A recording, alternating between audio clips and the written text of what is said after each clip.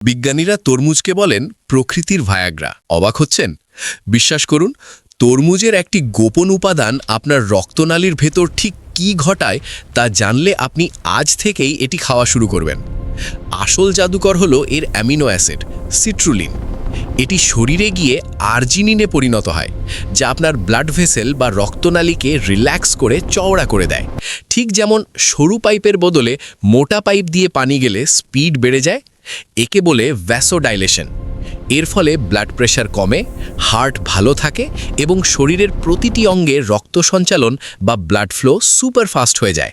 কিন্তু দাঁড়ান, আপনি কি তরমুজের সাদা অংশটা ফেলে দিচ্ছেন? মারাত্মক ভুল করছেন। সায়েন্স বলছে লাল অংশের চেয়ে ওই সাদা খোসাতেই সিট্রুলিন থাকে সবচেয়ে বেশি। আর হ্যাঁ, লাল অংশে সুগার থাকলেও এই সাদা অংশ কিন্তু ডায়াবেটিস রোগীদের জন্য সম্পূর্ণ নিরাপদ। তবে কাঁচা সাদা অংশ খেতে একটু বিস্বাদ লাগতে পারে। তাই স্মার্ট সলিউশন হলো সাদা অংশটা ব্লেন্ডারে দিন, সাথে একটু লেবুর রস আর পুদিনা পাতা মিশিয়ে জুস বানান। এতে স্বাদও বাড়বে, আবার হার্টও শক্তিশালী হবে। আপনি কি সাদা অংশ ফেলতেন নাকি খেতেন?